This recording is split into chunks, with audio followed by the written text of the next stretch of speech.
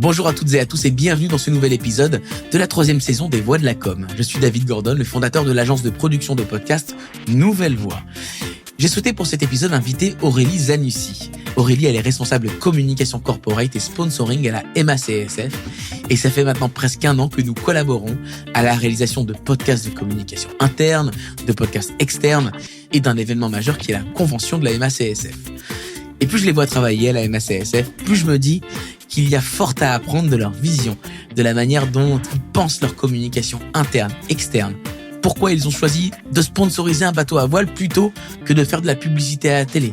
Comment ils maintiennent ce lien entre les collaborateurs au travers de l'audio, du sport. Et on va le découvrir tout de suite avec Aurélie Zanussi qui est mon invitée. Belle écoute. Donc ça, c'est toute la force du projet aussi, de la visibilité, de la notoriété qu'on peut donner à la marque. C'est pas de la publicité parce que c'est pas un mot qu'on aime trop, mais et le but chaque année, c'est qu'on aille chercher des gens qui ne sont pas venus voir. Il y a vraiment un effet miroir entre nos professionnels de santé et notre skipper aussi. Donc, c'est qu'une fois que les salariés ont vécu un moment de ce type-là, où sont montés sur le bateau, ils sont convaincus par le projet. Et c'est gagné, exactement. Aujourd'hui, chers auditeurs, chères auditrices, j'avais envie de partager avec vous une discussion que je vais avoir dans quelques instants avec Aurélie Zanussi qui est autour de ce micro. Comment ça va, Aurélie ? Ça va très bien. Bonjour David. Merci d'être avec moi pour ce podcast qui va être hyper intéressant. Je vais te présenter en quelques mots, Aurélie, pour que tout le monde sache à qui ils ont affaire. Tu es responsable communication corporate et sponsoring à la MACSF, une belle entreprise, MACSF, qui fait, on va résumer parce qu'en fait c'est des noms comme ça qu'on connaît, MACSF, mais avant de travailler avec toi, parce qu'on travaille ensemble, je n'avais pas conscience forcément que c'était que pour les professionnels de santé. Et tu vas me dire, non, c'est pas que pour eux. Non, c'est une mutuelle d'assurance destinée aux professionnels de santé en particulier. En premier lieu. 1600 salariés. Tu es à la MACSF depuis 2011. C'est ça. En responsabilité d'une équipe globale autour de la communication, du sponsoring. Alors, est-ce que tu peux me préciser le périmètre de ton équipe, Aurélie ? On est une dizaine dans l'équipe. On gère la communication institutionnelle. Donc, la communication institutionnelle, ça veut dire communication externe, toute la communication hors produit, et la communication interne destinée à nos collaborateurs, et le sponsoring sportif avec le projet Voile MACSF. Alors, on va beaucoup en parler de ce projet voile. Et j'ai envie d'orienter cette discussion autour de 2 sujets qui me semblent assez intéressants dans le cas de la MACSF. C'est la manière dont vous utilisez le sport en externe, mais en interne, j'ai envie de dire presque aussi et surtout en interne. Et comment le sport, les valeurs du sport, le sponsoring que vous faites autour de la voile et de Isabelle Yoshke, qui est votre skipper en chef, comment ça insuffle des choses dans les équipes, comment ça sert votre communication. Ça, c'est le premier sujet. Et le deuxième sujet que j'ai envie d'évoquer avec toi, c'est la manière dont vous utilisez des canaux de communication interne. Je vais un peu spoiler ce qu'on va se dire tout à l'heure, mais vous êtes assez innovant et vous êtes sur des canaux qui marchent pas toujours très efficacement. Par exemple, chez vous, Yammer, ça marche très bien. Donc, on va essayer de comprendre pourquoi ça marche bien. Vous vous êtes lancé dans une radio d'entreprise. Récemment. C'est très récent, donc on n'a peut-être pas encore le recul nécessaire, mais on va en parler de pourquoi on fait ça. Aurélie, je le disais, j'ai tout de suite envie de commencer par le sport. À la MACSF, c'est quelque chose auquel je réfléchis beaucoup sur comment le sport peut concrètement insuffler des valeurs dans l'entreprise et j'ai envie qu'on aille plutôt là-dessus. La voile, ça remonte à quand l'investissement de la MACSF en moyens humains, financiers autour de la voile ? Alors ça remonte à plusieurs années, j'étais pas née à l'époque, ça fait plus de 50 ans que la MACSF est engagée dans la voile, donc je témoignerai un peu moins de ces années-là, mais ça fait un certain nombre d'années. Et moi, plus précisément engagée sur ce projet voile depuis 2019, même si on a eu un autre projet précédent, Vendée Globe, sur lequel j'étais un peu moins impactée, mais là plus directement impactée depuis 2019, avec la navigatrice Isabelle Yoshke. Donc, alors Isabelle Yoshke, je ne sais pas si vous connaissez la voile. Moi, je connaissais pas très bien la voile, pour être tout à fait honnête.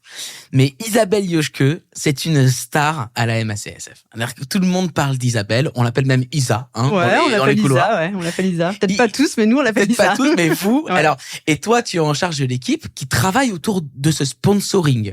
Qu'on comprenne bien, ce sponsoring, il prend quelle forme vis-à-vis de Isabelle Yoshke ? La force du projet voile, c'est que le bateau, il porte le nom de l'entreprise. Donc, c'est le bateau MACSF, skippé par Isabelle Yoshke. Donc ça, c'est toute la force du projet aussi, de la visibilité, de la notoriété qu'on peut donner à la marque à travers ce projet-là. Donc ça, c'est le gros point. Donc nous, on gère toute la communication de ce projet. Et alors que la communication classique hors course et en temps de course. Et puis, toute la communication qui peut être aussi un peu particulière de com de crise, si jamais il s'avère qu'il y a des soucis en mer. C'est déjà arrivé ? Ouais, Isabelle et Alain, team manager du projet, ont l'habitude de dire que une course c'est chaque jour une journée, une heure mètre par journée. Ils disent. Ah, d'accord. Donc voilà, c'est souvent. Donc vous êtes sur le on est sur le qui-vive. Quand ils sont en course, ouais, c'est assez dense ces périodes de course. Les gens ont un peu de mal à s'imaginer, mais nous qui sommes à terre, on vit le projet, enfin on vit la course à travers elle. Alors pas avec le même stress, parce qu'on n'est pas du tout dans les mêmes conditions derrière nos bureaux à Paris ou chez nous. Mais ouais, c'est assez engageant et prenant comme projet humainement. Ouais. Et je vous renvoie vers le podcast qui a été fait il y a quelques mois. Sur le précédent Vendée Globe en 2020. Vendée Globe, ça s'appelle Seul en mer. C'est ça. C'est un podcast hyper intéressant parce qu'on est au cœur d'un bateau. Ouais. Au cœur, c'est son journal de bord à Isabelle Yoshke et elle raconte sa vie. C'est ça, on a eu de la chance de pouvoir le tourner, de le faire en conditions réelles du Vendée Globe. Donc chaque jour, elle envoyait des petites capsules et on a pu sortir ce podcast Seul en mer de plusieurs épisodes et c'est toujours un plaisir de le réécouter et on se rend vraiment compte des conditions réelles de navigation. Et moi, je suis d'autant plus à l'aise pour le dire que c'est pas moi qui l'ai fait, celui-là. C'est vrai. Donc je le dis autant très librement. Mais tu l'as écouté. Mais je l'ai écouté, bien sûr, avec beaucoup de plaisir. Ce projet voile, on comprend que il y a quelque chose de l'ordre de la com externe, évidemment. D'ailleurs, je crois que vous n'avez pas de budget de publicité, télé, etc., pour le mettre plutôt sur ce projet voile. Ouais, on a très peu de prise de parole en télé ou en radio, voire pas du tout.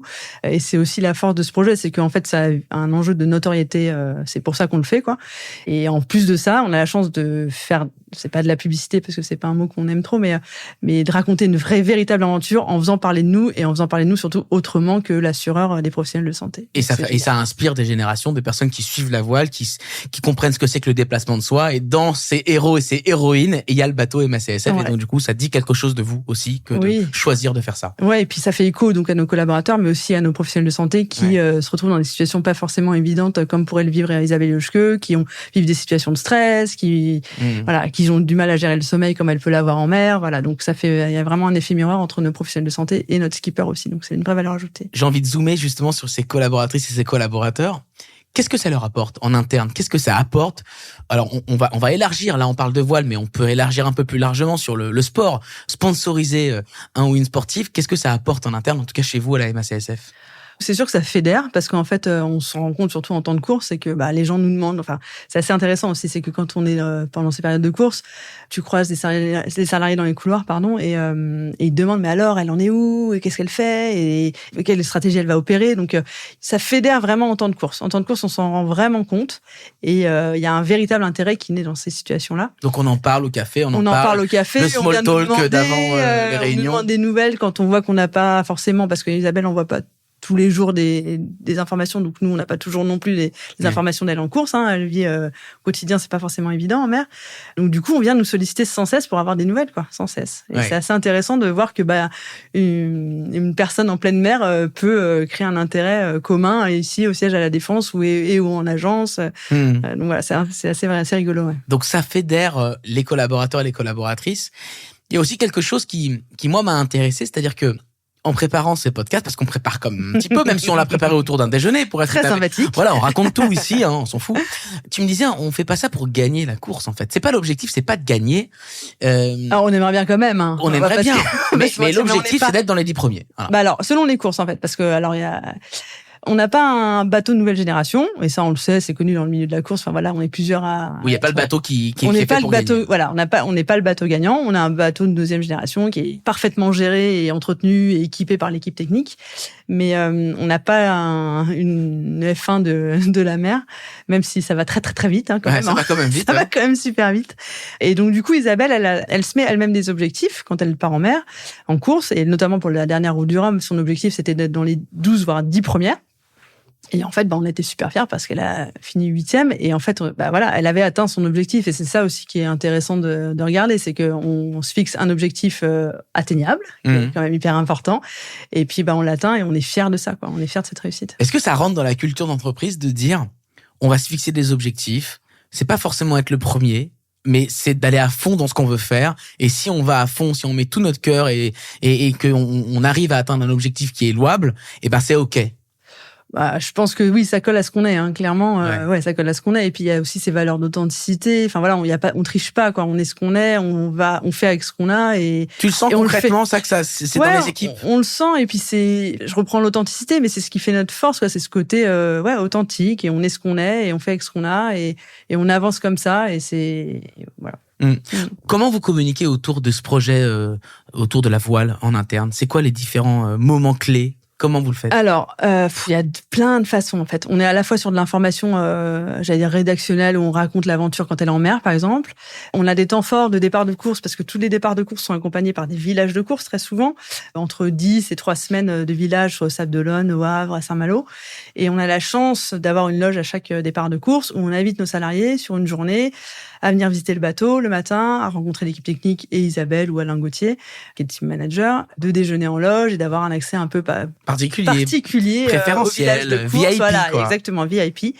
Et on se rend compte que une fois que les gens, alors on peut avoir des sceptiques par rapport à ce projet-là, mais on sait, et c'est un peu notre objectif aussi, c'est qu'une fois que les salariés ont vécu un moment de ce type-là, où on sont montés sur le bateau, où on pu avoir un échange avec Isabelle ou Alain Gauthier, ils sont convaincus par le projet. Et c'est gagné, exactement. Ouais. Donc il y a ça, il y a aussi, on leur fait vivre des départs de course, c'est ce qu'on devait faire pour la route du Rhum, mais bon, le départ de course a été un peu décalé, mais c'est ce qu'on va faire là pour la Transat Jacques Vabre en 2023, en novembre 2023. On les fait naviguer sur l'IMOCA pour les plus... Sur le bateau, pardon, sur l'IMOCA MACSF, pour les plus aventuriers. Ouais. Ça se formalise par différentes façons. On fait des conférences aussi avec Isabelle, elle vient raconter, donc elle est venue au siège, mais on a aussi des plateaux, des CRC en région. Des CRC, c'est des centres de relations clientèle. Exactement. Quarantaine, cinquantaine de personnes, un peu moins, un peu plus, enfin, dans ces eaux-là. Et on lui a fait faire la tournée des CRC, où elle est venue à la rencontre des salariés à Bordeaux, on a fait Nantes, où elle vient raconter aussi ses aventures. Elle s'y prête volontiers ou elle est en entre nous là? Est-ce que c'est difficile pour elle de pas être, le simple fait d'être sur terre et d'être loin de son bateau? Non, parce qu'elle a alors c'est assez fort, elle a une capacité à retenir à qui elle s'est adressée, Isabelle, et elle sera capable de dire mais oui, lui je l'ai vu à tel endroit. Donc elle apprécie ces moments-là, et en plus d'autant plus que c'est des gens qui viennent avec un intérêt et qui viennent poser des questions, et en fait elle aime être dans cette interaction-là avec les salariés. Alors en plus petit comité encore plus, mais non, c'est un exercice avec lequel elle se prête. Donc lorsqu'on goûte au projet d'une manière ou d'une autre, que ce soit par une conf, que ce soit par une venue dans le port au moment d'une course, on y est. Est-ce que pour autant on arrive, et c'est toujours ça, est-ce qu'on arrive à convaincre tout le monde? Comme interne, c'est toujours le but ultime, et en même temps, parfois on n'a peut-être pas assez d'énergie à mettre pour convaincre les 5% de réfractaires. Alors, je pense qu'il y en aura toujours qu'on n'arrivera pas à toucher, mais nous, on s'est fixé cet objectif-là de comme interne. C'est on recense un peu les collaborateurs qui sont venus sur les projets, et le but chaque année, c'est qu'on aille chercher des gens qui ne sont pas venus voir. Donc, on a vraiment cet objectif-là, c'est un objectif de début d'année qu'on se pose, qu'on a posé. Et donc là, par exemple, pour la Transat Jacques Vabre, on va tirer 40 collaborateurs au sort, sur toute la liste salariés, et ils sont invités à venir. D'accord. Mais c'est un tirage au sort parmi les collaborateurs qui ne seraient pas venus. Donc c'est vraiment cet objectif de dire, on est convaincu qu'une fois qu'ils sont venus, ils adhèrent au projet. Donc on a vraiment cet objectif-là d'aller toucher les gens. Donc vous êtes en conquête des personnes qui ne sont pas encore venues. Ouais, c'est ça. Il n'en reste pas beaucoup. Il n'en reste pas beaucoup, mais vous allez y arriver. On va y arriver, ouais. Et il y a aussi quelque chose qui se joue avec ce sponsoring, c'est que il y a quelque chose de fort qui se crée dans l'équipe que tu manages quand même, parce que je sais que vous êtes sur les départs de course, sur les arrivées de course, vous vivez ensemble pendant plusieurs jours en attendant qu'elle arrive, etc. Et tu dis que ça crée quelque chose d'unique entre vous. Ouais, il y a une cohésion hyper forte. Alors nous, on est une équipe de filles. On n'y connaissait rien à la voile il y a encore quelques années. On s'y connaît un petit peu plus, mais on n'est pas non plus experte. Me pose pas de questions sur... Je vous confirme que lorsque je parle voile avec Aurélie, elle me met un taquet, parce que moi, j'y connais vraiment rien. Et quand elle me dit IMOCA, IMOCA, c'est un mot dans le langage commun, pas du tout. En fait, moi, je sais pas ce que c'est qu'IMOCA. Pour moi, c'est une sorte de café pour moi, l'IMOCA, tu vois. Non, c'est la classe de bateau qui fait le Vendée Globe. Non, mais bon, c'est vrai que tu t'y connais un peu, et de plus en plus. Et donc, on est une équipe de filles, en tout cas, avec ses travers, avec ses forces de caractère. Et en fait, on est une complémentarité qui est assez forte. Et moi, j'ai vraiment une chance d'avoir une équipe, l'équipe que j'ai là.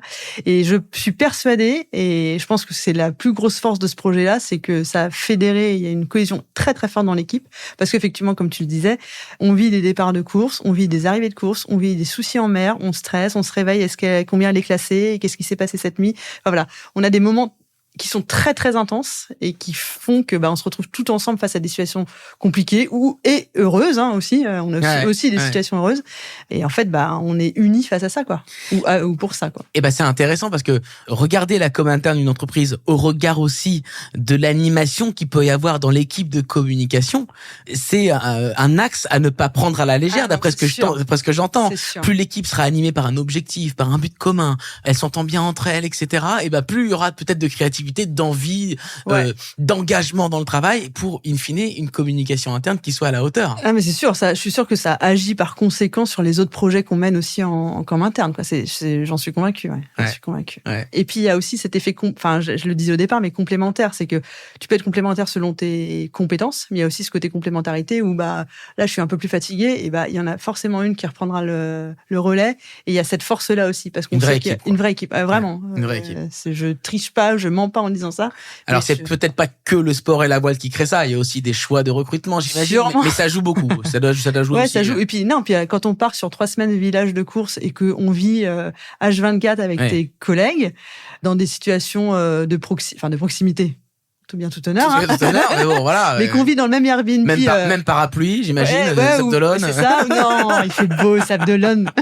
Il fait très beau, Sable d'Olonne. Okay, on adore les Sables d'Olonne. Pardon. Non, mais tu vis H24 dans un même Airbnb, t'as une proximité que t'as pas forcément avec tous tes collègues. Ouais. Donc là, oui, ça crée des liens. Tu manges ensemble, tu te réveilles ensemble, tu dors pas ensemble, on n'en est pas là, mais ça crée des liens. Quoi. Ouais. Est-ce que tu sens qu'il y a des sports qui pourraient être où tu te serais pas senti, où tu sens que ça jouerait pas le même rôle, ou alors tu as l'impression que quel que soit le sport, on peut créer quelque chose autour d'un ou d'une sportive pour avoir cet effet un peu qu'on décrit dans ce podcast? Alors, moi, j'aime beaucoup de sport aussi. Alors, je vais te dire que je pense que c'est possible dans tous les sports.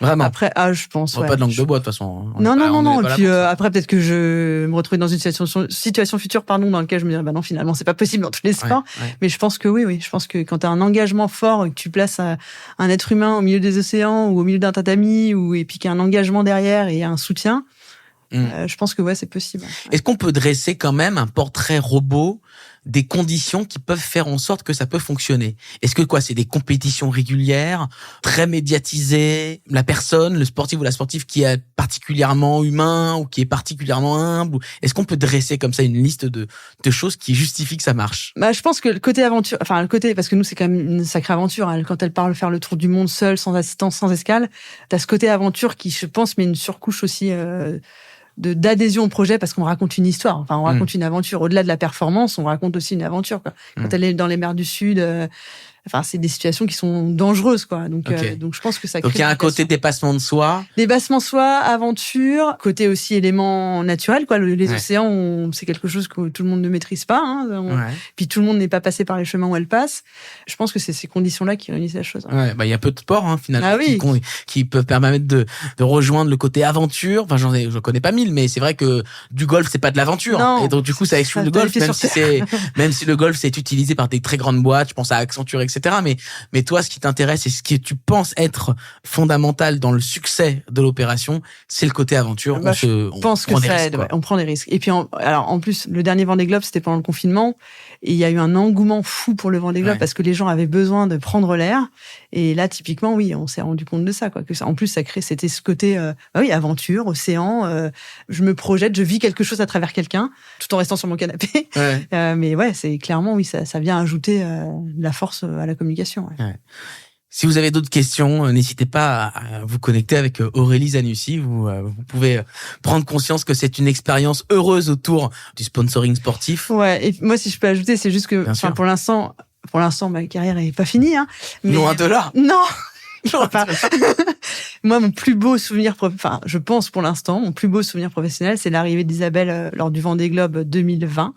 Arrivée au Sable d'Olonne sur le Chenal, en plein confinement. Les gens avaient. T'étais sur un bateau? J'étais sur le bateau d'Alain Gauthier qui la suit, qui l'attend. Qu'elle allait chercher au large pour la raccompagner. Et en fait, les gens, la foule incroyable, Isabelle qui arrive, et en fait, ce côté, on la retrouve nous aussi. On a vécu des choses à distance. Elle avait cassé Saki. On a eu pas mal de soucis. On vit à distance la chose. Enfin. Ouais. Et là, de la voir enfin, de se dire, mais c'est quand même incroyable ce qu'elle a vécu. Et cette foule qui était là au rendez-vous, alors qu'ils avaient interdiction de sortir. C'était pas bien, hein. C'était pas bien. On ne devait pas sortir. Mais bon. Mais voilà. Bon. Et là, c'est un moment unique. Je pense que jamais, peut-être, j'espère le revivre à son prochain Vendée Globe en 2024. Mais c'était unique et magique. Ouais, magique. Bon, on va reprendre nos esprits. On va poursuivre cette discussion. On va parler de vos canaux de communication. Comment vous en parlez de tous ces sujets-là? Qu'est-ce qui marche? Qu'est-ce qui marche pas? À tout de suite. On est de retour. Bon, ça y est, on a parlé du sport, on a vibré avec Aurélie, là. On s'est rassis. Ouais, voilà, on s'est rassis. Bon, ça va. Il y a quelque chose qui marche particulièrement à la MSCSF et ça marche pas partout c'est Yammer. Ouais. Et par extension, j'ai envie de comprendre un petit peu comment vous faites des choix de canaux de communication. Qu'est-ce qui marche moins? Comment vous les implantez? Comment vous les diffusez? Parce que je trouve que c'est fait de manière assez intelligente et il y a du succès. Non, mais sinon je le dirais pas. Sinon je le dirais pas. Et j'invite que les gens avec lesquels que je reconnais avoir une certaine compétence. Sinon il y aurait pas d'intérêt. Yammer, ça marche vraiment parce qu'il y a beaucoup d'entreprises qui posent ça là un peu. Voilà. C'est peut-être ça le problème. Et qui, voilà, on a posé ça là, on nous l'a mis dans le forfait, on a mis dans le forfait avec Microsoft machin et ça marche pas terrible, ça prend pas, on me dit. Et vous, ça prend. Alors, comment ça a pris? Alors, ça a pris un bout de temps déjà, parce que je veux pas dire de bêtises, mais je crois que c'était 2017, parce que je vois qu'on a fêté l'anniversaire de Yammer en grande pompe en 2018, donc je crois, ou 2000, enfin, c'est un réseau social d'entreprise, hein, c'est un réseau social d'entreprise qui est effectivement dans le pack Office 365. À l'époque, nous, on avait un intranet qui était un peu vieillissant pour la com interne, et on avait du mal à communiquer, à faire des mises à jour, enfin voilà, donc on était bloqués, en fait, dans notre façon de communiquer. Et on avait déployé Outlook quelques années auparavant. Et effectivement, il y avait ce fameux Yammer dans le pack.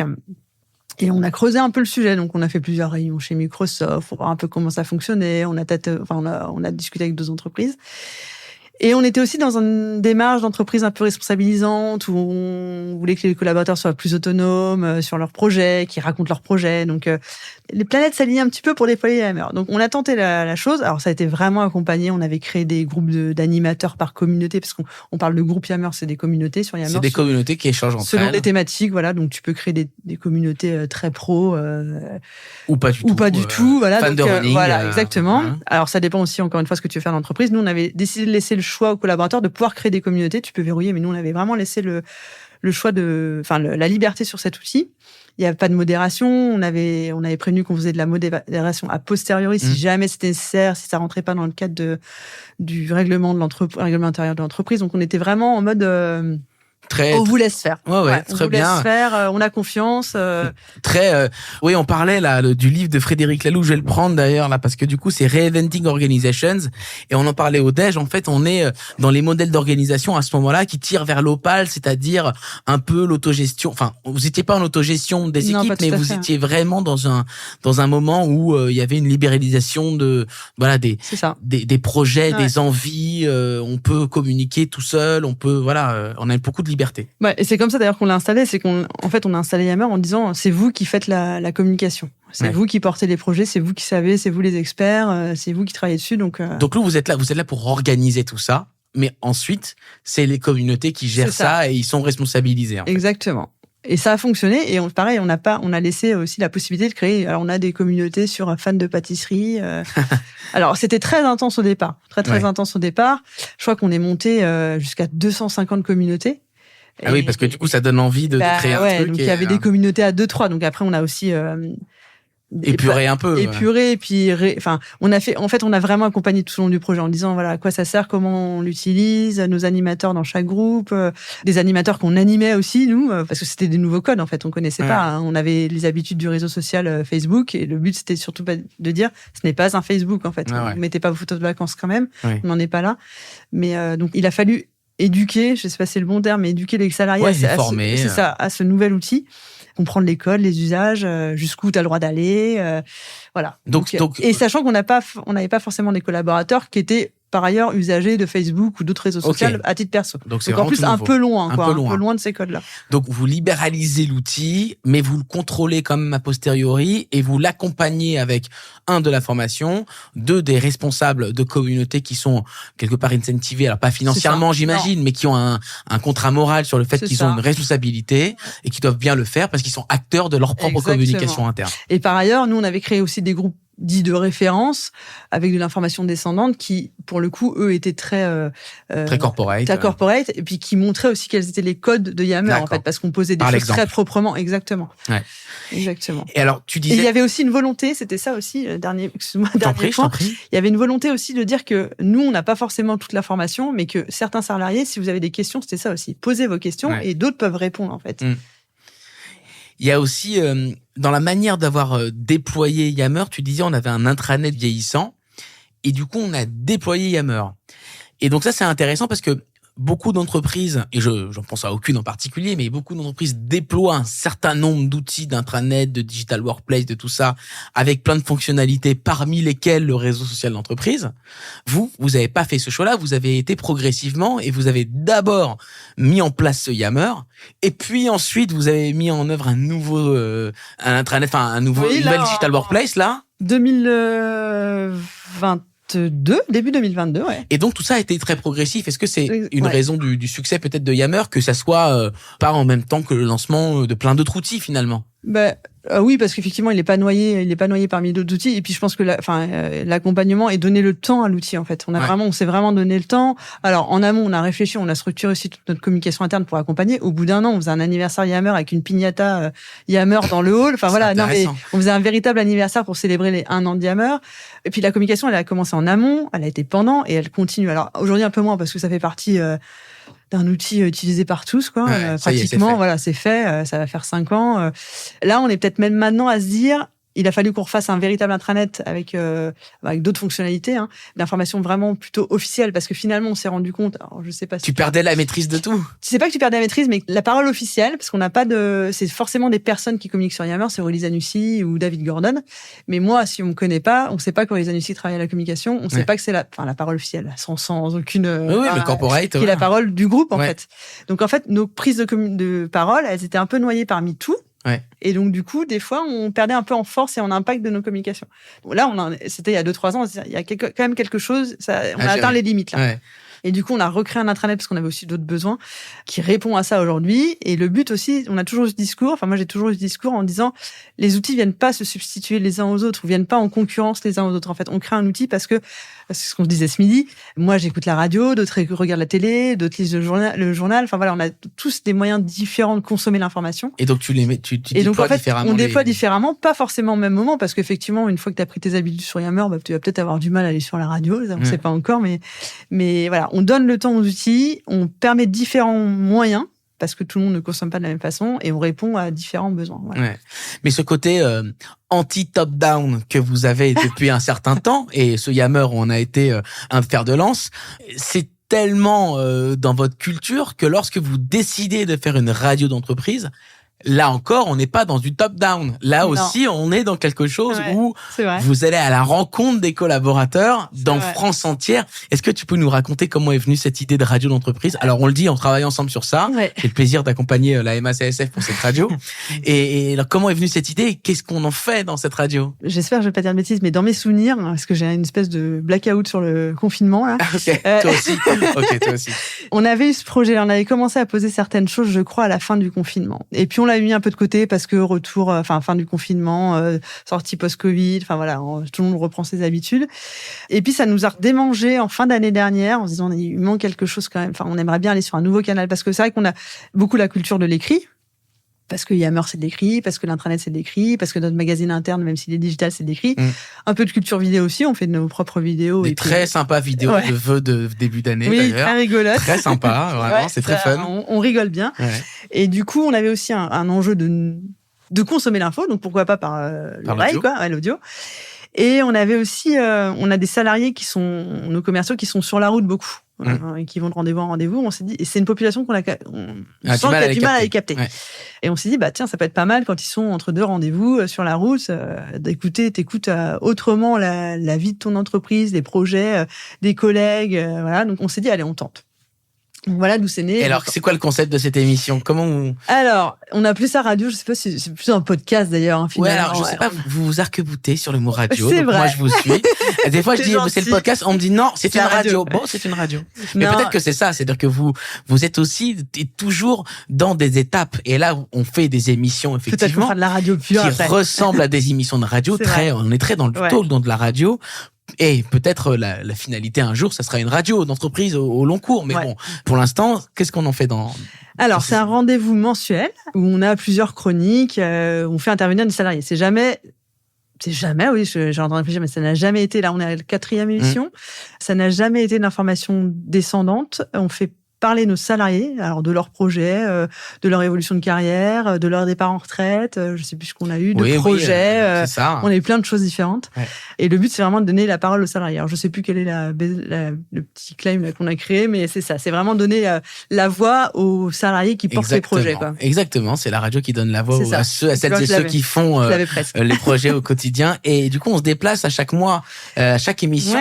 On se déplace à Lille, à Lyon, à Bordeaux. Ouais. On essaye, parce qu'en fait, on a aussi cette particularité-là, c'est qu'on est nombreux à être au siège à la Défense. Et on a des salariés qui sont en province, un peu sur toute la France. Et le but aussi, c'est de leur, déjà, et puis alors, un peu à l'image de la voile, on se rend compte que quand on va voir ces gens, ça marche. Quand on va voir les gens, et après, ils sont aussi convaincus et qu'ils regardent, ils lisent les communications sur l'intranet, sur Yammer ou la radio, ils la voient un peu autrement. Donc, mais c'est vrai qu'à l'ère c'est une vraie force aussi. À l'ère des Zooms et des visios, etc., on a l'impression que tout est acquis parce qu'on peut se communiquer à distance, alors qu'en fait, et tu l'exprimes très bien à travers les expériences que tu partages, c'est que c'est une conquête. Et se déplacer, se voir, aller montrer ce qu'on fait, c'est une vraie force. Et d'ailleurs, lorsqu'on se déplace, on a plutôt des commentaires très positifs sur la radio et on les entend aussi de la bouche des personnes qui sont les premières cibles, et ça donne envie de continuer, de faire mieux et de se réinventer à chaque fois, finalement. Ouais, et puis on crée un lien aussi, c'est-à-dire qu'après, derrière, je sais pas, la semaine dernière, quand on a vu Lydie, par exemple, à Lille, là, on l'a croisée hier au siège. T'as l'impression d'être pas meilleure copine, mais tu vois, on a discuté, on s'est marré un coup, on a reparlé de la radio, donc ça crée un vrai lien. Et ils deviennent des ambassadeurs et des ambassadrices de l'émission. Elle a demandé à toute son équipe a dit, on a écouté la radio, du coup. C'est exactement ça, la recette du succès. Franchement, si je devais la donner, et c'est ce que je vous ai dit au début, c'est mettre plusieurs personnes dans la même émission, les voir au maximum et les rendre ambassadeurs, ambassadrisses de l'émission, et c'est ce qui est en train de se passer. Donc voilà, on va vous donner des nouvelles peut-être un jour, vous entendrez qu'il y a une radio, voilà, toute l'année. Prochain défi. Voilà, prochain défi. Et puis il y en aura d'autres parce que du coup, vous combinez les choses. Il va y avoir des émissions de radio aussi au pied de l'IMOCA à l'occasion de courses. En novembre. Tout se combine. Et voilà, c'est hyper intéressant en tout cas de voir comment vous travaillez. Cette notion de conquête, cette notion de on n'est peut-être pas les meilleurs partout, comme Isabelle Yoshke, on n'est peut-être pas les premiers tours, mais on le fait avec tellement de cœur et on ose. C'est un peu le discours aussi. C'est on ose faire les choses et on tente et puis on teste, et si ça marche pas, on fait 2 pas en arrière, mais c'est quand même mieux de faire 3 pas en avant. Donc on préfère faire les 3 pas en avant. Exactement. Merci beaucoup Aurélie pour cet entretien. C'était super chouette, j'ai appris plein de trucs. J'espère que vous aussi derrière vos écouteurs, vous avez appris plein de choses. Si vous voulez vous connecter avec Aurélie, c'est facile, Aurélie Zanussi sur LinkedIn. Et puis n'hésitez pas à repartager cette émission, à mettre des étoiles sur vos applications d'écoute préférées et de nous faire un retour. Est-ce que ça vous plaît, nos programmes sur la com interne? Ça m'intéresse. À très bientôt. Ciao.